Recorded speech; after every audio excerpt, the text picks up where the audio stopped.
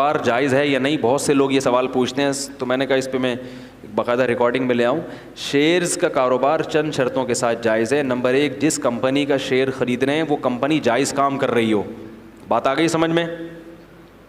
شراب کی کمپنی کے شیئرز حرام ہیں, ٹھیک ہے نا, بینکوں کے شیئرز حرام ہیں, تو جائز کام ہو, جائز پروڈکٹ ہو. دوسری بات یہ کہ کمپنی وجود میں آ چکی ہو, یعنی اس کے ایسٹس وجود میں آ چکے ہوں, لکوڈ فارم میں اس کے اثاثے نہ ہوں. کمپنی جب وجود میں آتی ہے تو صرف پیسہ ہی ہوتا ہے, لکوڈ فارم میں وہ یعنی گھوم رہا ہوتا ہے, ابھی ایسٹس نہیں ہوتے اس کے پاس. تو اگر لکوڈ فارم میں ہے تو پھر آپ شیئر خرید تو سکتے ہیں مگر پروفٹ کے ساتھ بیچ نہیں سکتے, اس کی فیس ویلیو پہ بیچنا پڑے گا. جتنے کا شیئر ہے اسی قیمت پہ بیچ سکتے ہیں, اس سے زیادہ نہیں, کیونکہ اس شیئر کے پیچھے پیسہ ہے اور پیسے پہ آپ پیسہ نہیں کما سکتے. 1 لاکھ کے شیئر ہیں تو 1 لاکھ ہی لے سکتے ہو اس پہ آپ, ایک بھی, کیونکہ اس کے پیچھے ایسٹس نہیں ہے نا, پیسہ ہے نا اس کے پیچھے. تو پیسے تو وہ تو ایک رسید ہو گئی شیئرز کے, اتنے پیسے آپ کے کمپنی میں آپ کے ہو گئے, تو اس پہ آپ پیسہ نہیں کما سکتے, اتنے ہی پہ ہی دے سکتے ہیں, اس سے زیادہ, اس سے کم پہ بھی نہیں, اس سے زیادہ پہ بھی نہیں. اس کو اصطلاح میں کہتے ہیں فیس ویلیو پہ بیچ سکتے ہیں. تیسری شرط یہ ہے کہ کیونکہ جو کمپنیاں جن کے آپ شیئر خریدتے ہیں وہ بینکوں سے سودی قرضے بھی لیتی ہیں, جو کہ لینا جائز نہیں ہے. تو آپ کو اگر کبھی موقع ملے تو آپ جو اینول میٹنگ ہوتی ہے کمپنی کی, اس میں آپ کے لیے آواز اٹھانا فرض ہے کہ یہ کمپنی جو سودی قرضہ لے رہی ہے میں اس پہ دل سے خوش, بولو بھائی, نہیں. یا بینک کو کمپنیاں پیسے دے کے سود بھی لیتی ہیں جو ان کی انکم کا, بولو بھائی, حصہ ہوتا ہے. زیادہ تر تو یہ ہوتا ہے کہ کمپنی جہاں کاروبار میں پیسہ گھماتی ہے نا, وہاں کمپنی بینکوں میں رکھ کے سود بھی لیتی ہیں, تو وہ بھی آپ کے پروفٹ میں شامل ہو جاتا ہے. تو کبھی کسی میٹنگ میں آواز اٹھانے کا موقع ملے تو یہ اٹھایا جائے کہ ہم بینک میں پیسہ رکھ کے سود لینے کو جائز نہیں سمجھتے, کیونکہ آپ بھی شیئر خریدتے اس کمپنی کے شریک ہو جاتے ہیں.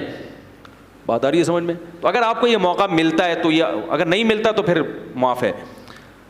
اور دوسری بات یہ, کیونکہ کمپنی کے پروفٹ میں وہ کچھ نہ کچھ % سود بھی شامل ہوتا ہے جو سب میں تحلیل ہو جاتا ہے, لہذا شیئرز کے بزنس سے جو ارننگ ہوگی اس میں آپ یہ دیکھیں گے کہ کیا واقعی آپ کی کمپنی کی اس ارننگ میں سود شامل ہے یا نہیں.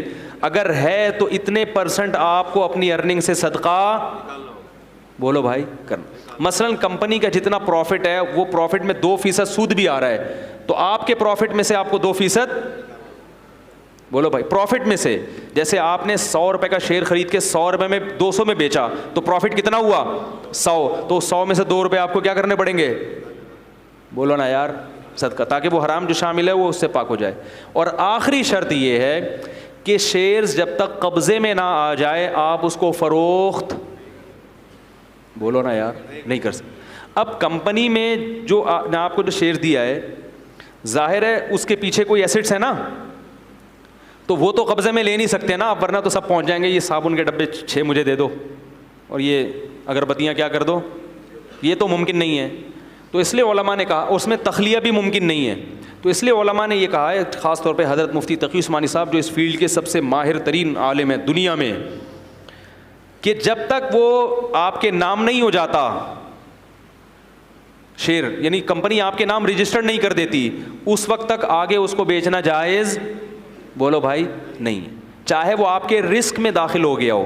لوگ کہتے ہیں بھائی میرے زمان میں آ گیا ہے, اب اگر قیمت گرے گی تو میرا نقصان ہے, تو قیمت بڑھنے سے میرا فائدہ بھی ہے. تو اتنا کافی نہیں ہے, کیونکہ وہ قبضے کے بغیر زمان کو شریعت معتبر نہیں مانتی. تو قبضے میں آنا وہ کیسے ہوگا کہ وہ آپ کے نام کیا ہو جائے, اور اس میں کم از کم 24 گھنٹے میری معلومات کے مطابق لگتے ہیں. ہو سکتا ہے یہ ٹائم چینج ہو جائے یا ہو چکا ہو, لیکن جب تک میں نے جو ٹوٹی پھوٹی تحقیق کی تھی اس کے مطابق کم از کم اس عمل میں 24 گھنٹے, بولو بھائی, لگتے ہیں. تو جب آپ کے نام رجسٹرڈ ہو گیا پھر آپ اس کو نفع پہ بھی بیچ سکتے ہیں اور نقصان پہ بھی بیچ سکتے ہیں. ورنہ جو کچھ ہو رہا ہے جو فارورڈ سیل اور فیوچر سیل کے نام پہ, وہ سب سٹا ہے, وہ سب کیا ہے, فیوچر سیل اور فارورڈ سیل مستقبل کی بیع ہو رہی ہوتی ہے. جو بروکر ایجنٹ ہے نا وہ ڈرامے کر رہے ہوتے ہیں, ہوتا کچھ بھی نہیں, کچھ بھی نہیں رہا, بس وہ فیوچر میں دیکھتے ہیں کہ اگر وہ قیمت بڑھ گئی تو تم اتنے پیسے دو, قیمت گر گئی تو اتنے پیسے مجھ سے لے لو. یہ جائز, بولو نا یار, نہیں ہے. رسول اللہ صلی اللہ علیہ وسلم کی صحیح حدیث ہے, لا تبع ما لیس عندک, جو چیز تمہارے قبضے میں نہیں آئی ہے تم اس کو بیچ نہیں سکتے. تو سیل ہو ہی نہیں سکتی. ہاں بیچنے کا وعدہ کیا جا سکتا ہے کہ بھائی میں شیئر خرید رہا ہوں, اتنے دن تک میرے قبضے میں آ جائیں گے, تو مجھ سے ایک وعدہ کر لو کہ اگلے ہفتے میں تمہیں اتنے کے بیچوں گا, ابھی بیچے نہیں ہیں, تو ایک وعدہ ہے. تو جب اگلا ہفتہ ہوگا تو ہم اس وعدے کو کیا کریں گے, اس کے مطابق ہم عمل کر لیں گے. اس سے پہلے میں کوئی ذمہ دار نہیں ہوں, تم بھی ذمہ دار نہیں ہو. تو وعدہ الگ چیز ہے اور بیچ ڈالنا یہ الگ. جیسے ایک آدمی کسی سے کہتا ہے کہ بھائی میں ایک پلاٹ خرید رہا ہوں, انشاءاللہ اگلے ہفتے تک خرید لوں گا, ہفتے تک خرید لوں گا, تو اتوار کو تم مجھ سے خرید لینا. تو کیا میں خرید تو لوں گا لیکن تم مجھ سے وعدہ کرو مجھے بیچو گے بھی. ہاں بھائی وعدہ کرتا ہوں میں بیچوں گا, یہ تو جائز ہے. لیکن ابھی پلاٹ آپ نے خریدا ہے نہیں. اسٹیٹ ایجنٹ کیا کرتے ہیں, پلاٹ ہے نہیں, وسیم بھائی سے بات کی, یار تمہارا 1 کروڑ کا پلاٹ ہے نا, بس وہ میرا ہو گیا. یعنی ابھی ہوا نہیں ہے, بلکہ میں ہفتے کو تم سے کیا کروں گا, خرید لوں گا پیمنٹ دے کے.